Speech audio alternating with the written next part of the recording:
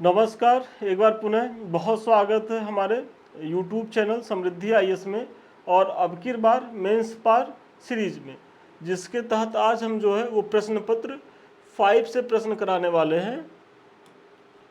और आज का जो हमारा प्रश्न है वो है, आप लेखांकन से क्या समझते हैं? उत्तर प्रदेश के संबंध में नियंत्रक एवं महालेखा परीक्षक के कर्तव्यों का जो है वो स्पष्ट करना है। 8 अंक का ये प्रश्न है। तो इस प्रश्न में 2 डायमेंशंस हैं और आइए देखते हैं कैसे करना है।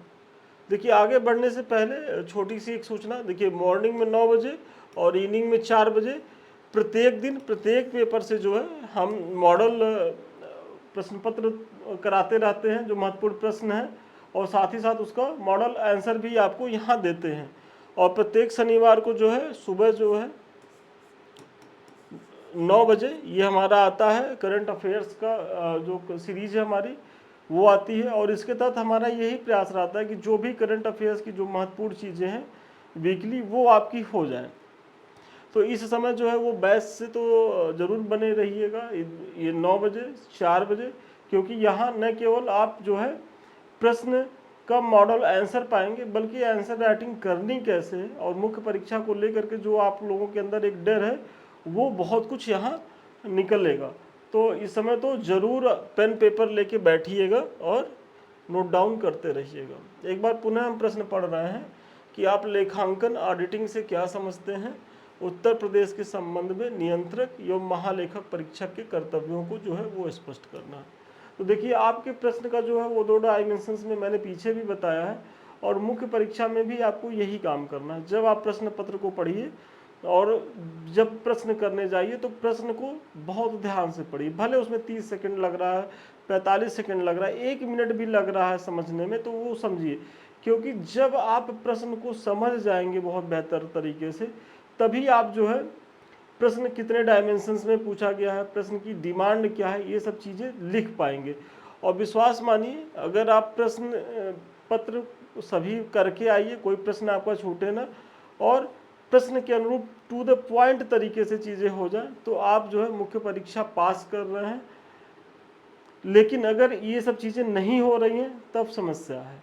तो इसीलिए हम बार बार अपना जो बैच हमारा जब स्टार्ट होता है तो सबसे पहले यही आप लोगों को बताते हैं क्लास स्टार्ट होने के पहले, कि देखिए आंसर राइटिंग करने की ये सब बुनियादी शर्तें होती हैं और इसको आपको फिलअप करना होगा। देखिए, चूंकि यहाँ क्या है कि लेखांकन की बात है और इसी को की पॉइंट बना करके इसी को 10 से 15 शब्दों में बता दीजिए, यही आपकी भूमिका हो गई। तो लेखांकन या ऑडिटिंग से तात्पर्य है भारत के संविधान और कानून के अनुसार संघ और राज्य सरकारों के लेखाओं की जो है वो जांच करना और उनकी जो है वो रिपोर्ट तैयार करना। इसके द्वारा यह सुनिश्चित किया जाता है कि सरकार का पैसा सही तरीके से खर्चा हो रहा है कि नहीं। मतलब जो ऑडिटिंग है, लेखांकन है, उसका ये महत्वपूर्ण कार्य होता है कि वो जो सरकार व्यय करती है विभिन्न मदों में, तो वो व्यय जो विभिन्न मदों में हो रहा है वो सही दिशा में हो रहा है कि नहीं हो रहा है, कि केवल वो कागज़ पे हो रहा है या वो भ्रष्टाचार की भेंट चढ़ रहा है। तो इन सब की जांच कौन करता है? तो ये सीएजी ही करता है और ये लेखांकन ऑडिटिंग के माध्यम से होती है। सरकार द्वारा लेखांकन करने के लिए पृथक से जो है एक विभाग का जो है वो गठन किया गया है, जिसे लेखा और लेखा परीक्षा विभाग के नाम से जो है वो जाना जाता है। इस विभाग के प्रमुख को भारत का नियंत्रक या महालेखा परीक्षक मतलब सीएजी कहा जाता है, और इसकी नियुक्ति जो है वो किसके द्वारा होती है?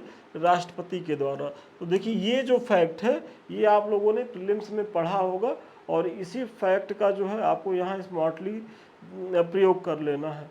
क्योंकि देखिए, जब आप अपने उत्तर लेखन में तथ्य तर्क देंगे, कोई दावा कर रहे हैं उस दावे के पीछे का प्रमाण देंगे, तो अब आपका उत्तर जो है वो कहानी नहीं लगेगा, और जब कहानी नहीं लगेगा तभी जा कर के आप अंक पाएंगे। तो इसीलिए इस तरीके का प्रयास होना ज़रूरी है, और फैक्चुअल चीज़ें भी जहां आपको लगे तो वहां उसको दीजिए, वो इम्पॉर्टेंट होती है। और आप लोगों के पास फैक्ट की कमी ही क्या है भाई? आयोग प्रीलिम्स में इतना फैक्ट वैसे ही पढ़ा दे रहा है कि फिर समस्या तो होनी नहीं चाहिए। बस उसी फैक्ट का जो है आप प्रयोग करना सीख जाइए। फिर उत्तर प्रदेश के संबंध में सीएजी के जो कर्तव्य है वो देखिए कि यह राज्य की जो है संचित निधि से, चूंकि प्रश्न का जो दूसरा डायमेंशन है वो इसी पे है, तो यह राज्य की संचित निधि से होने वाले सभी खर्चों को जो है वो ऑडिट करता है और यह सुनिश्चित करता है कि खर्च किया गया धन उन्हीं सेवाओं के लिए किया गया है या नहीं जिसके लिए इसका आवंटन हुआ है। मतलब संचित निधि से जो भी व्यय होगा उसकी ऑडिट कौन करेगा, तो सीएजी करेगा। फिर इसी तरीके से राज्य सरकार का जो आकस्मिक निधि होता है और उसके सार्वजनिक खाते, मतलब आकस्मिक निधि का जो सार्वजनिक खाता है उससे संबंधित सभी प्रकार के लेन देन की भी जो है वो ऑडिट कर सकता है। कौन कर सकता है, सीएजी करता है। और वो देखता है कि मतलब जो आकस्मिक निधि से जो भी व्यय हुए हैं वो सही मद में हुए हैं कि नहीं हुए हैं, तो ये भी जो है इसकी जांच की जाती है। फिर आगे बढ़ने से पहले छोटी लेकिन महत्वपूर्ण सूचना, आप सभी जानते होंगे कि अभी जो समय है वो मुख्य परीक्षा को पढ़ने का है और इसी के तहत अब की बार मेंस पार जो ये हमारा बैच है और शून्य से शिखर, ये दो बैच हमारे द्वारा चलाए जा रहे हैं।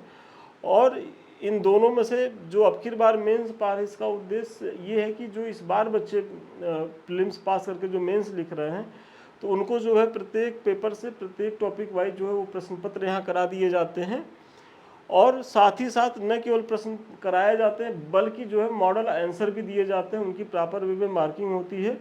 और इसका जो टारगेट है कि 15 जून तक जो है इसको जो है फिनिश भी करना है, कि मतलब 15 जून तक करीब करीब आपके जो सारे प्रश्न पत्र हैं उससे जो भी महत्वपूर्ण प्रश्न है वो करा दिए जाए। तो इसके लिए 7303307507 पे जुड़े। और इसी तरीके से जो हमारा दूसरा बैच है शून्य से शिखर बैच, ये उन बच्चों के लिए है जो अगली बार पीसीएस को लेकर के गंभीर स्थिति में है, मतलब वो अगली बार जो है पीसीएस टारगेट कर रहे हैं 2025 के लिए जो अक्टूबर में होने वाला है। तो वो अभी बहुत अच्छे से इस बैच के माध्यम से अपने मुख्य परीक्षा के प्रत्येक पेपर की बहुत शानदार तैयारी कर सकते हैं। और यहाँ भी वही है कि आपको डेली प्रश्न दिए जाएंगे, आपको उसका उत्तर लिख करके दिखाना होगा, फिर कॉपी चेक हो जाएगी और फिर अगले दिन के लिए जो है वो जब प्रश्न पत्र दिया जाएगा साथ ही साथ मॉडल आंसर भी दिया जाएगा। तो इन बैचों से जुड़िए, इसका लाभ उठाइए। देखिए इसी तरीके से जो है आप भेजेंगे प्रॉपर वे में इसकी मार्किंग की गई है, सब जो भी कमी है बताया गया है और फिर जो है वो मॉडल आंसर भी आपको ऐसे दे दिया जाएगा। तो इसका लाभ उठाएं, इसको ज्वाइन करें। देखिए आपने पीछे बताया कि ये संचित निधि की बात करी है, आकस्मिक निधि की बात करी है। अब हम देख रहे हैं कि ये राज्य के किसी भी विभाग के सभी खातों जैसे व्यापार, विनिर्माण, लाभ हानि खाता, बैलेंस शीट और अन्य सहायक खातों की भी जो है वो ऑडिट कर सकता है। मतलब संचित निधि, आकस्मिक निधि तो है ही है, लेकिन ये जो इतने भी विभाग हैं, भाई एक प्रदेश के अंतर्गत बहुत से विभाग होते हैं और उन विभागों के से संबंधित जो भी खाते हैं उनकी भी ऑडिट कौन करता है, तो वो सीएजी के द्वारा होती है। फिर राज्य के राज्यपाल के अनुरोध पर सीएजी अन्य खातों की भी ऑडिट करता है, जैसे स्थानीय निकायों का ऑडिट। मतलब इसके माध्यम से आप ये बता रहे हैं कि यदि जो स्टेट का गवर्नर है वो अगर चाहे तो वो स्थानीय निकायों की भी ऑडिटिंग करा सकता है अनुरोध करके, किससे, तो सीएजी से कर सकता है। और ये आपके प्रीलिम्स के लिए भी बहुत शानदार फैक्ट है क्योंकि यहाँ से कभी प्रश्न पूछा जा सकता है, तो इसका ध्यान रखिएगा। फिर सीएजी जो है वो राज्य सरकार से संबंधित अपनी जो ऑडिट है इसकी रिपोर्ट उत्तर प्रदेश के राज्यपाल को सौंपता है, न कि मुख्यमंत्री को या स्पीकर को। तो इसका ध्यान रखना है कि ये जो है, चूंकि स्टेट का जो संवैधानिक प्रमुख होता है, हेड कौन होता है, वो गवर्नर होता है। तो ये गवर्नर को जो है अपनी रिपोर्ट देता है और गवर्नर फिर इसे मतलब विधानसभा के पटल पर रखवाता है, वो अलग मैटर है, लेकिन रिपोर्ट अपनी जो है ये गवर्नर को देता है। और इस प्रकार यह सरकारी संस्थानों द्वारा किए गए घोटालों और अनियमितताओं को जो है उजागर करने में बहुत जो है सहायक होता है।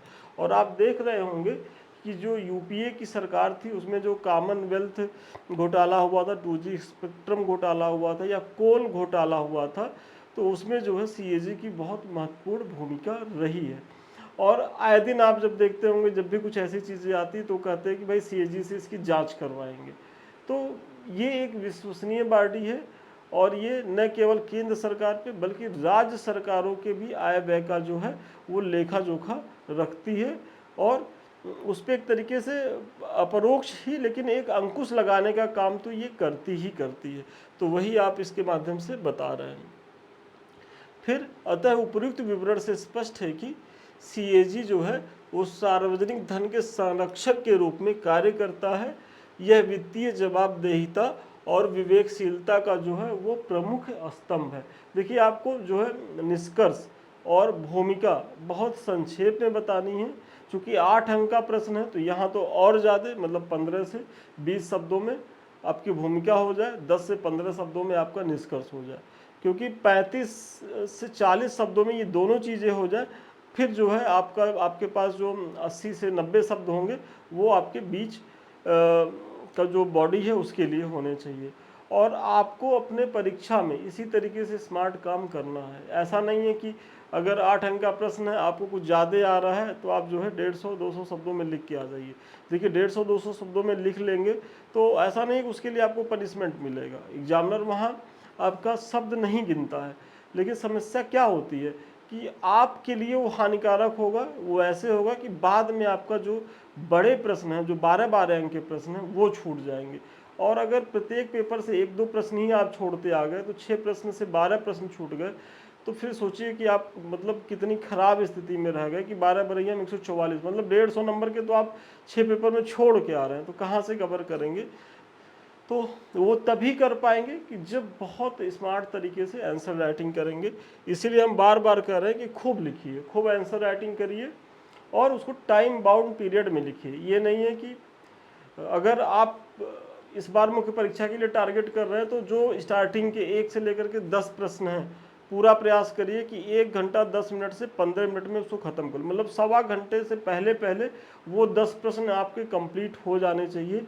तभी जो लास्ट के 10 प्रश्न हैं, जो 12 अंक के प्रश्न होते हैं जिनको 200 शब्दों में लिखना होता है, तब आप सही तरीके से कर पाएंगे। नहीं तो होगा वही कि लास्ट में जाते जाते आपकी राइटिंग इतनी पुअर हो जाएगी कि आप को यदि आपसे ही बैठा दिया जाए बाद में कि पढ़ के बताओ क्या लिखे हो, तो शायद आप ना समझ पाए और इससे भी बड़ी विडंबना हो सकती है कि आपका प्रश्न छूट जाए। तो ये काम नहीं करना है। ये कुछ लिंक्स हैं, इनको आप लोग ज्वाइन जरूर करिएगा।